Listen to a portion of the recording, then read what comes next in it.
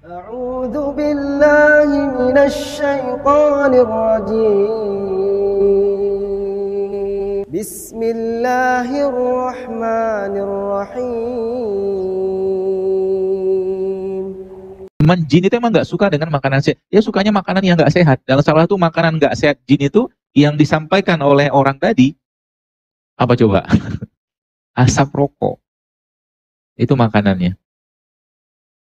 Ya.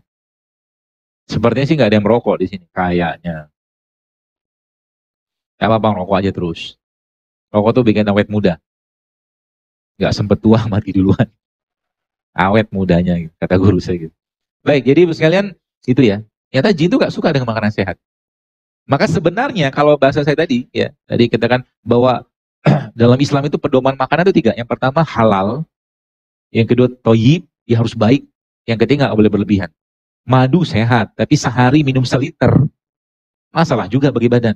Kurma sehat, tapi kalau sehari minum sekilo atau makan sekilo juga masalah badan kita. Nggak boleh berlebihan. Gitu loh. Kalau berlebihan judulnya utamakan, berarti nafsu diutamakan. Gitu loh. Ya maka semakin kita melihat ini semua, oh ternyata Masya Allah, ternyata selama ini keliru cara menyayangi badan. Jadi kalau saya ada orang bilang, dokter ternyata sulit ya hidup sehat. Iya sulit, jujurnya sulit. Tapi kalau nggak dicobain, sampai kapan mau hidup kayak begitu terus? Sering saya sampaikan bahwa hidup sehat itu seperti orang bangun malam. Bangun malam tuh enak nggak? Nggak enak loh. Orang tidur, dia bangun, sholat, ngaji katakanlah. Orang asik main-main kumpul sama teman, dia malah sibuk dengan Quran. Nggak enak. Maka kalau semakin nggak enak yang kita lakukan, dan kita rasakan dari nafsu, dari kolbu, dari hati kita, semakin besar pahalanya. Contoh, saya katakan tadi, puasa. Misalkan. Puasa tuh nggak enak. Siapa yang mau puasa? Nggak ada. Ya. Tapi karena nggak enaknya puasa, dari secara nafsunya kita, karena bawaannya pengen makan terus. Apa yang terjadi? Allah kasih satu pintu khusus bagi orang yang berpuasa. Coba. Seperti itu kan polanya. Ya sama juga nih hidup sehat. Kalau nggak dimulai, mau kapan? Dan ingat Bapak sekalian, sering saya sampaikan sekali lagi, bahwa kenapa kita perlu hidup sehat? Bagian dari rasa syukur dan ketaatan kita kepada Allah. Itu kata kunci. Kita niatkan juga karena Allah. Bukan karena gaya-gayaan, bukan. Kita niatkan karena Allah untuk apa? Agar ibadah lebih baik. Agar ibadah lebih baik. Ya, saya ketemu dengan beberapa ikhwah-ikhwah itu, Masya Allah, dia cerita, dok, Masya Allah, ya, ternyata ketika sekarang, Bapak Ibu tahu nggak? Saya tanya. Banyak masalah kesehatan, khususnya di rumah tangga, maaf perceraian itu terjadi gara-gara ketidakpuasan di ranjang. Banyak loh. Gimana mau puas? Suaminya makannya seperti itu, istrinya juga nggak sehat, akhirnya apa? Istrinya susah mendapatkan rangsangan, suaminya baru apa-apa sudah keluar. Kalau bahasa Jawa itu apa? Peltu. Nempel metu. Gitu loh. Yang belum nikah nggak paham. Gitu loh. Jadi masalah bahkan sampai ke urusan ranjang. Dan dia cerita ke saya, subhanallah dok, ternyata ketika saya sudah mulai memperbaiki pola makan, dia bilang, woi Masya Allah, gairahnya luar biasa. Tiap hari nagih. Bagus, saya bilang. Alhamdulillah kan. Modal apa? Modal itu tadi menghindarkan sesuatu yang dapat merusak. Atau membuat badan kita tidak sehat. Apa saja nanti kita bahas. Ya. Supaya nanti ini semua bisa bekerja dengan baik. Di sini Allah menciptakan obatnya. Di sini Allah menciptakan obat-obatannya semua. Ya. Dan kembalilah ke bagaimana, katakanlah mungkin kearifan lokal bahasa saya, negeri ini. Apakah orang tua kita yang perlu makan tepung? Pagi-pagi? Makan. Tapi tepungnya ada di sini. Ini kan tepung juga nih, glukosa. Tapi bukan tepung terigu. Ya kan? Orang tua kita jangan perlu makan tepung, dia makan gula juga, tapi gulanya dari ini. Sehingga aman badannya. Bukan dari tepung, beda Pak Bu. Dokter, salah satunya, saya sering banget sampaikan, kurangi atau kalau bisa stop makan gula pasir. Karena gula pasir itu 8 kali lipat kecanduannya daripada kokain. Gula pasir. Ya, kata seorang dokter di Amerika, dia pernah meliti dengan menggunakan tikus. 8 kali lipat daripada kokain. Ya, itu ngeri banget gula itu. Ya. Bagaimana cara menggantinya? Ya jangan makan gula yang kayak begini, jangan makan gula pasir. Makan ini kan manis. Pisang ini kan manis, kan gula juga. Tapi bukan jenis gula pasir. Dokter, gula kan juga ciptaan Allah, benar. Tapi beda pengolahan. Kalau Bapak Ibu, atau mungkin seseorang nyoba, ada katakanlah orang pertama, orang kedua. Si orang pertama ini, tiap hari, pagi, siang, malam, atau 5 kali sehari, 2 sendok gula pasir, katakanlah dia makan. Pagi, siang. Artinya ada 10 sendok gula pasir dia makan tiap hari. Pertanyaan, gula pasir dari apa? Tebu. Ada orang yang kedua tiap hari makan makan air tebu, 2 sendok makan. Beda nasib Bu orang ini. Paham maksudnya? Kenapa beda nasib? Karena yang ini udah diolah.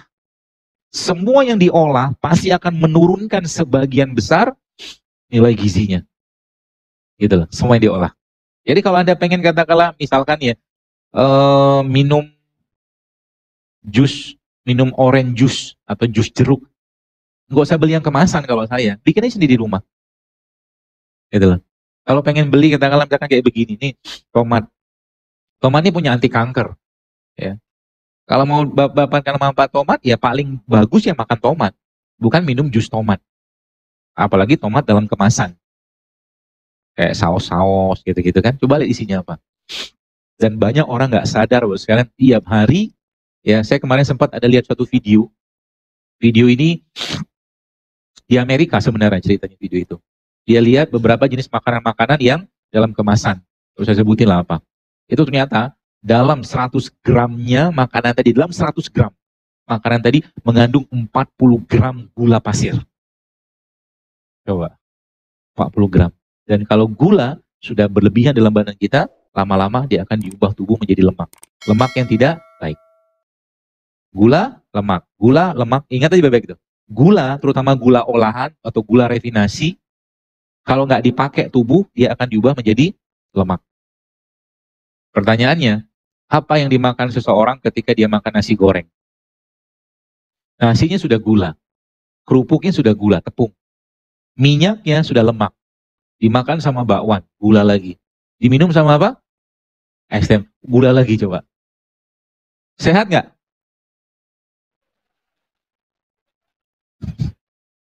Terus kenapa dimakan? Enak, terus aja kayak begitu, nggak berubah-berubah gitu kan. Jadi jangan gara-gara kadang-kadang saya lucu gitu lihat orang itu kan, wah ada dokter Zaidul nih, sembunyi makanannya. Apain juga? Nggak ada yang melarang, saya nggak memfatwakan. Saya juga siapa, saya melarang Anda makan. Ya. Tapi ingat, lagi-lagi tubuh kita tidak akan bisa dibohongin. Tenang aja. Nggak bisa dibohongin. Mau makan yang nggak sehat, apalagi kadang-kadang sudah itu kan kirim story, kirim apa ke saya gitu kan. Wah nih, hidup sehat gitu kan. Ternyata badan masih melentang-lentung gitu. Ada sehat itu. Makanya kata Nabi kan, di akhir zaman aku melihat fenomena di kalangan umatku, banyak dari mereka yang gemuk. Gemuk tuh nggak lucu. Anak kita kalau gemuk, kalau biasa kan nggak lucu itu tuh, penyakit. Penyakit Pak Bu, ya. Dan itu menjadi masalah kan zaman sekarang kan. Gemuk di mana-mana. Gimana nggak gemuk? Makannya pagi siang malam gula coba. Tepung gula, nasi gula. Gula pasir sudah gula, tambah lagi lemak. Gitu loh. Begitu terus tiap hari nggak ada perubahan gitu kan. Maka mudah-mudahan sekalian hari ini ya kita belajar sehingga gampang sekali memperbaikinya. Kalau mau nggak? Ya, saya mau tanya dulu, deklarasi dulu. Bapak Ibu siap hidup sehat? Buat apa? Untuk Allah ya, untuk taat kan sesuai judul. Ya. Kita hidup sehat untuk taat atau dalam rangka ketaatan kita kepada Allah, sehingga nanti kalau udah kayak begitu Bapak sekalian, maka insya Allah Anda makan kunyit, minum jahe, minum kencur, temulawak, dapat pahala semua insya Allah, karena diniatkan karena Allah. Itu kata kuncinya. Jadi bukan lifestyle dia, nggak usah gaya-gayaan. Kita nggak butuh gaya-gayaan. Ya.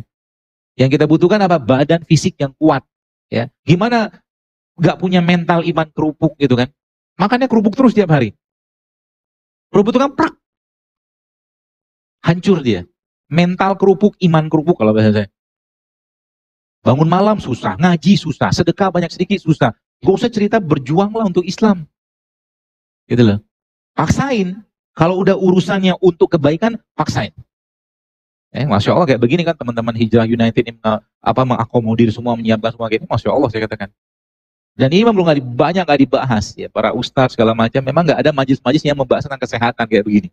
Ada 800 lebih ayat-ayat dalam Al-Quran itu sekalian kalau kita bahas tentang kesehatan. Banyak sekali. Ya. Dan itu kalau dipraktekkan, maka umat Islam harusnya menjadi umat yang paling sehat. Sekali lagi saya sampaikan. Asal mau aja. Dan kita harus ngerti dulu yang kita makan sekarang ini apa yang bikin masalah. Ya.